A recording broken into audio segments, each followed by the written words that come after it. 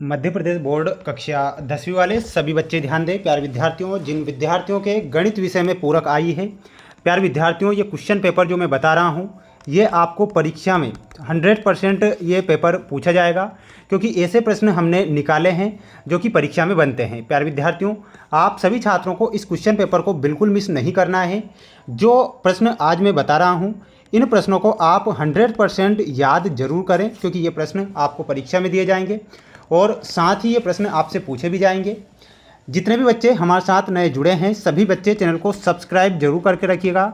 आप सभी छात्रों के लिए लगातार हम लगे हुए हैं ताकि आप सभी बच्चों की हेल्प हमारे चैनल के द्वारा हो सके और आपको हम पास करवा सकें। ठीक है, तो बिल्कुल निश्चिंत रहिए। आप सभी बच्चे इस क्वेश्चन पेपर को ध्यान से देखेंगे और अच्छे से इन सभी प्रश्नों को याद करेंगे। प्रश्न यहाँ पर आप देख सकते हैं, आपकी स्क्रीन के सामने वो क्वेश्चन आ चुका है जो आपको परीक्षा में दिया जाएगा। पहला प्रश्न है, द्विघात बहुपद है ax square plus bx plus C के शून्यक अल्फ़ा एवं बीटा हो तो अल्फ़ा और बीटा का मान क्या होता है।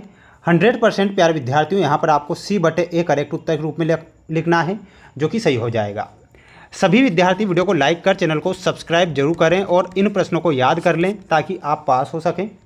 रैखिक समीकरण युग्म a1x plus b1y plus c1 बराबर 0 तथा a2x plus b2y plus c2 बराबर 0 का एक अद्वितीय हल होने की शर्त लिखिए। तो शर्त हो जाएगी a1/a2 बराबर नहीं b1/b2 will be correct answer. तो ये आप सभी बच्चे ध्यान रखेंगे। तीसरा प्रश्न आपको मैं बता रहा हूँ, अच्छे से याद करें। द्विघात समीकरण ax square plus bx plus c बराबर 0 के मूल वास्तविक होंगे यदि b square minus 4ac greater than 0 हो तो समांतर श्रेणी आर्थमेटिक प्रोग्रेशन 1/3, 5/3, 9/3 और 13/3 का जो सर्वांतर होता है वो कितना होता है। तो इसमें आपको 4/3 ध्यान रखना है। किसी समकोण त्रिभुज में सबसे बड़ी भुजा कहलाती है तो उसे हम कर्ण कहते हैं। बिंदु -4, 7 किस चतुर्थांश में स्थित हैं। तो इसमें आपको ध्यान रखना है ये द्वितीय चतुर्थांश में स्थित होते हैं। तो इसमें हमारा सही और करेक्ट आंसर हो जाएगा द्वितीय चतुर्थांश। अब हम बढ़ेंगे हमारे अगले प्रश्न की ओर। अगला प्रश्न आप देख लीजिएगा। यदि √p एक अपरिमेय संख्या है तब p संख्या होगी तो p किस प्रकार की संख्या होगी। तो प्यारे विद्यार्थियों यहाँ पर आपको क्या लिखना है, ये अभाज्य संख्या हो जाएगी। कैसी? अभाज्य। रैखिक बहुपद की घात होती है तो इसमें आपको क्या लिखना है, 1।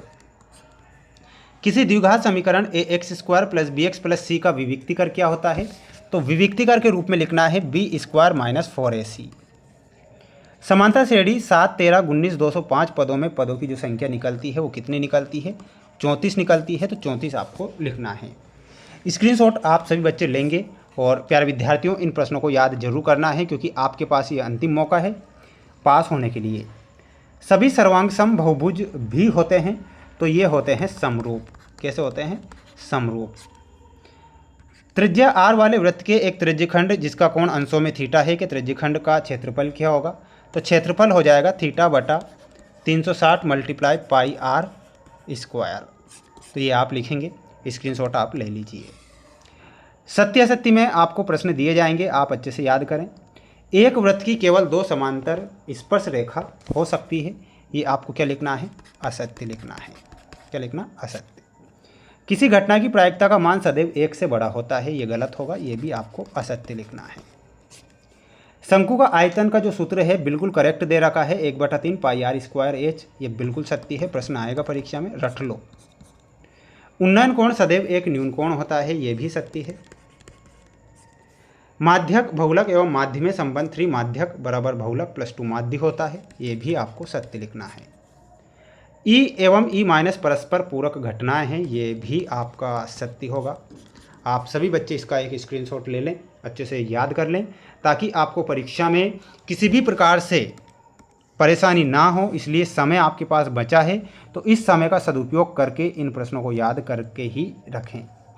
चतुर्थांश का क्षेत्रफल इसमें आपको बताना है 1/4 पाई r स्क्वायर।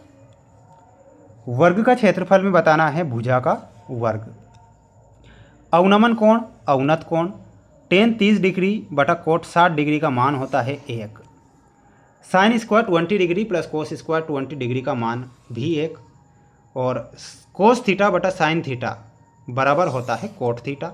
ये आपकी जोड़ी और जोड़ी के नंबर आपकी स्क्रीन के सामने हैं। आप सभी बच्चे इन्हें याद करें और अच्छे नंबर आप प्राप्त करें, यही मैं चाहता हूं और इसी कारण से मैं वीडियो बना रहा हूं आप सभी बच्चों के लिए, ताकि आपकी हेल्प हो सके परीक्षा में। किसी एपी का n पदों का योग ज्ञात करने का सूत्र क्या होता है?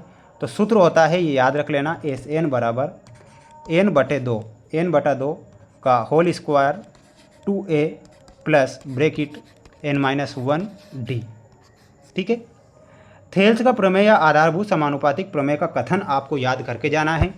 किसी त्रिभुज की एक भुजा के समांतर अन्य दो भुजाओं को प्रतिच्छेद करने के लिए एक रेखा खींची जाए तो ये भुजाएं एक अनुपात में विभाजित हो जाती है। स्पर्श रेखा और स्पर्श बिंदु से जाने वाली त्रिज्या के बीच बने कोण का माप कितना होता है? 90 डिग्री। एक वृत्त की कितनी स्पर्श रेखाएं हो सकती है? तो प्यारे विद्यार्थियों, यहाँ पर आपको क्या लिखना है? अनेक। एक वृत्तखंड का क्षेत्रफल ज्ञात करने का सूत्र क्या होता है? तो लिखना है वृत्तखंड का क्षेत्रफल बराबर संगत त्रिज्यखंड का क्षेत्रफल माइनस संगत त्रिभुज का क्षेत्रफल। द्विघात बहुपद ax² plus bx plus c बराबर 0 के शून्यकों का योग का सूत्र क्या होता है? तो लिखना है -b/a।